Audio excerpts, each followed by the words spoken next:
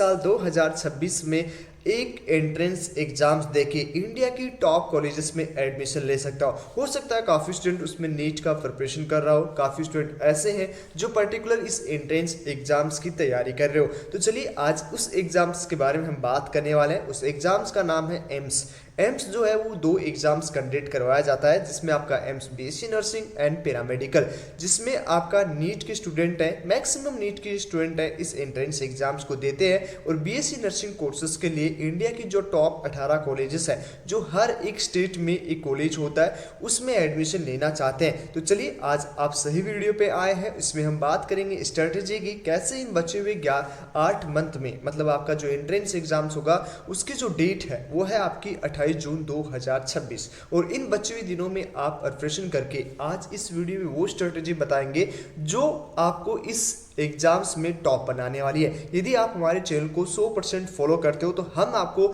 200% guarantee देंगे कि आप एक अच्छे स्कोर के साथ इस साल 2026 मतलब आने वाले 2026 में इंडिया की टॉप कॉलेज में एडमिशन लेने वाले हो। तो इस चैनल को फॉलो कर लो ताकि आपको एक अच्छा कंटेंट और आपकी तैयारी में काफ़ी हेल्पफुल रहने वाला है। चलिए सबसे पहले हम वीडियो को स्टार्ट करते हैं। बेसिकली मैं सिर्फ राजेश कुमार, पिछले 6 साल से मैं एम्स बीएससी नर्सिंग, पैरामेडिकल और नर्सिंग की सारी अपडेट्स दे रहा हूँ। नीट की भी हमारी अपडेट्स है वो आती है, तो आप इस चैनल को फॉलो कर लीजिए। चलिए इस एंट्रेंस एग्जाम्स की बात करते हैं। ये एंट्रेंस एग्जाम्स होगा 28 जून को।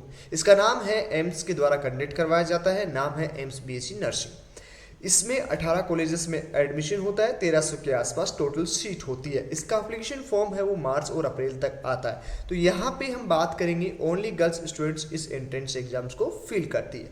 सबसे पहले कि इस एग्जाम्स में क्या आता है, कितने क्वेश्चंस आते हैं, कैसे आपके किस सब्जेक्ट से कितने क्वेश्चंस आते हैं, वो थोड़ा सा बात कर लेते हैं। हमारे पास टाइम कितना बचा हुआ है, अपने पास टाइम कितना बचा हुआ है, अक्टूबर से लेके जून में 28 जून का इसका एंट्रेंस एग्जाम है, तो एक बार 28 जून भी मान लीजिए। तो यहाँ पे आपके पास लगभग 8 महीना बचा हुआ है। इस 8 महीने में आप प्रिपरेशन करके एक अच्छे स्कोर के साथ एक अच्छी कॉलेज में एडमिशन लेना चाहते हैं। इसमें सब्जेक्ट कौन कौन से आते हैं, इसमें फिजिक्स आती है, इसमें बायोलॉजी आती है, इसमें केमिस्ट्री आती है, इसमें जनरल नॉलेज आती है। टोटल आपके जो सब्जेक्ट होंगे वो 4 सब्जेक्ट होंगे। क्वेश्चंस आपके 90 क्वेश्चंस आएंगे। अब यहाँ पे हम कितना डेली पढ़ें, मतलब कितनी हम लोग कितना घंटे हम पढ़ें ताकि हमारा एडमिशन हो जाए। सबसे पहले आपको बच्चों कभी भी घंटे काउंट नहीं करना है। आपको अपना सिलेबस है वो काउंट करना है कि मुझे इतने दिन में इतना पढ़ना है, ठीक है। घंटे मत गिनो, चाहे आप उसे 2 घंटे में खत्म कर सकते हो तो कोई बात नहीं, आप 2 घंटे पढ़ो। आपको 4 घंटे लग रहा है तो 4 घंटे पढ़ो, आपको 8 घंटे में लग रहा है तो 8 घंटे पढ़ो। तो कभी भी टाइम टेबल बनाओ तो सिर्फ सोने का टाइम टेबल बनाओ। मैं यहाँ पे एक टेंटेटिव आपको आइडिया जरूर दूंगा, बट पर्सनली मैं आपको यही कहूँगा कि आप जो ये स्क्रीन पे आपको टाइमिंग दिख रहा है, गलतियाँ क्या करते हैं बच्चे, टाइम बना लेते हैं कि मुझे 8 घंटे पढ़ने से मेरा सिलेक्शन हो जाएगा। देखो ध्यान से समझने की कोशिश कीजिएगा, 8 घंटे पढ़ने से पढ़ाई या आप टॉप नहीं करने वाले हो। आपके अच्छे मार्क्स कब आएंगे, आपके अच्छे मार्क्स तभी आएंगे जब आप सिलेबस को कवर करोगे। मतलब आपको 1 यूनिट करनी है तो 1 यूनिट आपकी चाहे 2 घंटे में हो, चाहे 4 घंटे में हो, चाहे 6 घंटे में हो, चाहे 8 घंटे में हो, कोई इफेक्ट नहीं पड़ता, उस यूनिट खत्म होनी चाहिए। ओके, तो हमेशा आपको मिनिमम जो आपको टाइम घंटा देना है वो 7 से 8 घंटे में आपको पढ़ना है। लेकिन सबसे पहले आपको ओनली ऑन इन 8 घंटों में कितना सिलेबस कवर करना है वो आप लिखिए। ओके, सबसे पहले 8 घंटे किस तरह से मैंने बता रखा है कि 6 से 8 आप बायोलॉजी पढ़े, 9 से 11 फिजिक्स पढ़े, 11 से 1:15 तक केमिस्ट्री पढ़ सकते हैं। मतलब तीनों सब्जेक्ट आप एक बार पढ़ चुके हो फर्स्ट हाफ में। 2 हाफ पार्ट ने फर्स्ट हाफ में आपका पहला सब्जेक्ट हो गया। ओके, उसके बाद 2 से 4 मतलब थोड़ा ब्रेक ले लो, 2 से 4 आप जो है बायो की प्रैक्टिस करेंगे, क्वेश्चंस और रिवीजन फिर से लगा लीजिए जो आपने मॉर्निंग में पढ़ा है। 5 से यहाँ पे 4 से 5 के बीच में थोड़ा फिर ब्रेक है, 5 से 6:30 फिजिक्स केमिस्ट्री के MCQ लगा लीजिए। ओके, आपको 1.5 घंटा मिलेगा, 1.5 घंटे में जो भी आपने पढ़ा है MCQ लगाइए। 7 से 8 थोड़ा बहुत जीके देख लीजिए। यदि आप जीके लास्ट में देखना चाहते हैं तो फिर ये सब्जेक्ट वापस पढ़ सकते हो। 8 से 9:30 आपको रिविजन करना है फिर से। मतलब आपको इन घंटों में सबसे पहले घंटे लिखिए, कितने घंटा पढ़ सकते हो आप, बैठने की कैपेसिटी कितनी है, उसमें आपको कितना सब्जेक्ट पढ़ना है। एक सब्जेक्ट के पीछे मत भागिएगा, हर सब्जेक्ट आपको तीनों पढ़ने हैं, उसका रिवीजन करना है, इनके क्वेश्चंस करना है। सिस्टमेटिकली तरीके से चलोगे आपका 100% सिलेक्शन हो जाएगा। इरेगुलरली पढ़ोगे आप तो सिलेक्शन नहीं होगा। टाइम भी आपके पास नहीं बचेगा। 15 घंटे पढ़ने से सिलेक्शन नहीं होगा, आप 8 घंटे पढ़ोगे लेकिन वैल्यूबल तरीके से पढ़ लो। ओके, अब नेक्स्ट हम बात करेंगे क्या क्या आपका सब्जेक्ट रहेगा, क्या क्या आपको पढ़ना है। एनसीईआरटी को नहीं छोड़ना है, बिल्कुल 100% आपको एनसीईआरटी कवर करनी है। एमटीजी सोल्व कर लो, ठीक है, दिनेश के ऑब्जेक्टिव आते हैं वो सोल्व कर लो, केमिस्ट्री में नॉर्थन ऑब्जेक्टिव आती है, करंट अफेयर्स एक बार देख लेना। उसमें आप इस तरह से आप फेज बना लो कि क्या क्या आपको जो है अक्टूबर से, ओके यहाँ पे हम पढ़ रहे हैं स्टडी मटेरियल, अभी आपके पास अक्टूबर हो गया है, तो लगभग यहाँ पे आप देख सकते हो अक्टूबर मंथ आपका चल रहा है। कौन सा मंथ चल रहा है आपका? अक्टूबर मंथ आपका चल रहा है। ध्यान से देखिएगा, अक्टूबर से दिसंबर तक आपको क्या करना है, 11th का पूरा मटेरियल कवर कर लेना। 11th में जितने भी चैप्टर हैं, यहाँ पे हम आपको 2 महीने दे रहे हैं, मतलब आपके पास कितने दिन बचे हुए हैं? 60 दिन। इन 60 दिन में आपको 11th कंप्लीट कर लेनी है, किसकी? केमिस्ट्री की, फिजिक्स की और बायोलॉजी की। इन तीनों सब्जेक्ट की आपको 11th कंप्लीट हो जानी चाहिए, इसमें आपकी कोई भी डाउट नहीं होनी चाहिए। आप चाहे कितने भी घंटों पढ़ो, हमें उससे कोई मतलब नहीं है। हमने आपको बोला कि यदि 8 घंटे पढ़ रहे हो 8 घंटे में, लेकिन जो आप दिन का डिसाइड कर रहे हो वो आपको उतना पढ़ना होगा। ओके, ये क्लियर हो गया। 12th का आपको जनवरी से लेके मार्च, यहाँ आपको हम 3 महीना दे रहे हैं। कितना? जनवरी फरवरी, मतलब यहाँ पे 30 दूनी 60, 30 या 90 दिन। 90 दिन में आपको क्या कवर करना है? 12th। ओके, 12th आपको कवर करना है, मतलब 12th भी कवर करना है और साथ ही साथ आपको 11th को भी रिवीजन में रखना है। ऐसा नहीं कि आप 11th को बिल्कुल नहीं पढ़े, 11th को ही पढ़ेंगे तो यहाँ पे 1 महीने क्या हो गया, बीच बीच में आपका रिवीजन हो गया। ओके, तो रिवीजन को आपको स्पेशली ध्यान रखना है। क्या करना है आपको? 11th को रिवीजन करना है, थोड़ा थोड़ा देखते रहिए 1-1 घंटे, और आपको 12th का खत्म करना है 3 महीने में। ओके, ये भी समझ में आ चुका।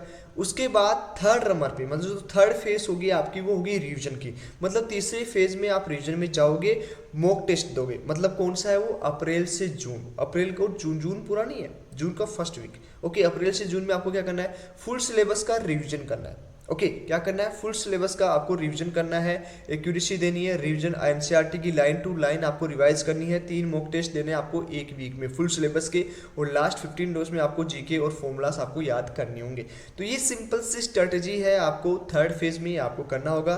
फोर्थ फेज में आपको क्या करना है? वीकली फोकस प्लान आपको उस टाइम पे क्या करना है कि मेन बायो फिजिक्स कॉन्सेप्ट आपको ध्यान रखना है, केमिस्ट्री और बायो की प्रैक्टिस करनी है। वेडनेसडे को आपको फिजिक्स एंड रिवीजन करना है, थर्सडे को बायो को जी को देखना है, उसके बाद फ्राइडे को मिक्स रिवीजन करना है, सैटरडे को टेस्ट देना है, और उसके बाद में संडे को लाइट रिवीजन, मतलब हल्का हल्का पूरे सिलेबस को आपको देखना है।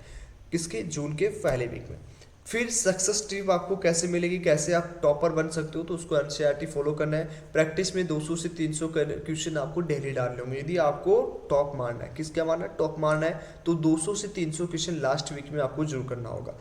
वीकली फुल सिलेबस देना होगा। स्टे कंसेंट हेल्थी, मतलब आप अपने शरीर का भी ध्यान रखिए, प्रॉपर 8-9 घंटा नींद लें, ठीक है, प्रॉपर आप रेस्ट करिए, मूवीज़ भी देख सकते हो संडे में, लेकिन आप अपना सिलेबस करने की बात। ओके, कोई दिक्कत नहीं है, सिलेबस को कवर करो, उसके बाद 1 घंटा 2 घंटा तो बाहर घूम भी सकते हो भाई, जो मस्ती करनी है करो, लेकिन आपने जो सिलेबस रखा है वो करो। मैं नहीं कहता हूँ कि भाई आप 15 घंटे पढ़ाई करो, अरे भाई आप 7 घंटे में आप अपनी पढ़ाई कंप्लीट कर सकते हैं, तो then you should be complete your target. Okay, उसके बाद आप कुछ भी करो, एंजॉय करो यार, लाइफ एक बार मिलती है, इतना सर पे बड़ा नहीं लेना है। ओके, आराम से चलो, इजी वे में चलो, लेकिन रेगुलर रहो। सबसे मोस्ट इंपॉर्टेंट है कि हमको रेगुलर रहना है। यदि आप रेगुलर रहोगे तो आप 100% कर लोगे। नेक्स्ट है आपका 1 से 10 जून तक फुल रिवीजन टेस्ट, 11 से 20 जून के मॉक टेस्ट दो, 21 से 25 तक आपको जीके डायग्राम वगैरह सब देख लेना है, ताकि आपको यहाँ 26 से 27 में आपको रेस्ट करना है और लाइट रिवीजन, मतलब ऊपर ऊपर से देखना है, ये होता है। उसके बाद आपको 28 तारीख को एंट्रेंस एग्जाम देना है। तो ऑल द बेस्ट बच्चों, ये है आपका स्टडी प्लान, जिसमें आपको समझ में आ चुका होगा। 3 प्लान में आपको बताया, मतलब आपको यहाँ पे जो प्लानिंग बताई है, ओके, मार्च तक आपको पूरा सिलेबस कवर कर लेना है, उसके बाद आपको रिवीजन करना है, किस तरह से सारी चीज़ें बता दी है। आई होप ये वीडियो बहुत पसंद आया होगा। वीडियो को लाइक कमेंट कर दीजिए, एंड साथ ही साथ चैनल को सब्सक्राइब कर ले। ऐसी स्टडी चलाऊंगा ना भाई, पार, इस बार एग्जाम आपका पार। तो उसके लिए आपको हमें 100% फॉलो करना होगा, और हम आपको 100% वो चीज़ें देंगे ना जो आपको पहुंचा देंगे। तो वो कॉन्फिडेंस अपने अंदर लाइए कि मुझे 10 घंटे पढ़ाई नहीं करनी है, मुझे एक छोटा सा पार्ट है वो सिलेक्ट करना है कि मुझे इतनी यूनिट पढ़नी है, तो वो पढ़नी है, चाहे वो 8 घंटे में हो, चाहे आप 1 घंटे में ख़त्म करो भाई। कंबल ओढ़ के 3 घंटे सो लो, कोई दिक्कत नहीं है, लेकिन 24 घंटे में जो आपने सिलेबस अपनी दीवार पे लिखा है वो कंप्लीट हो जाए, उसके बाद आप सो, उसके बाद कुछ भी करो, गाने सुनो, खेलने जाओ, कूदने जाओ, कुछ भी करो भाई, लेकिन जो सिलेबस पढ़ा है वो दिमाग में होना चाहिए। चाहे वो आपके 10% भी पूछे, कोई दिक्कत नहीं है। 10% भी आ रहा है, कोई बात नहीं। रिवीजन में आपकी 20% आएगा, 30 बार, 40%, अरे भाई 10 बार प्रैक्टिस कर लेंगे। बट जो आपने एक बार लिख दिया कि आज मुझे ये कवर करना है, तो शाम तक, रात के 12 बजे से पहले वो सिलेबस कवर हो जाना चाहिए। उसके लिए चाहे आपको 2 घंटे लगे, 4 घंटे लगे, 6 घंटे लगे, 8 घंटे लगे, वो आपकी कैपेसिटी पे डिपेंड है। ओके, तो चलिए आज इस वीडियो में इतना ही। मैं कुछ ज़्यादा आपको नहीं बोलूँगा, बट सारी चीज़ें प्लान आपके सामने है, आप आराम से इजिली पढ़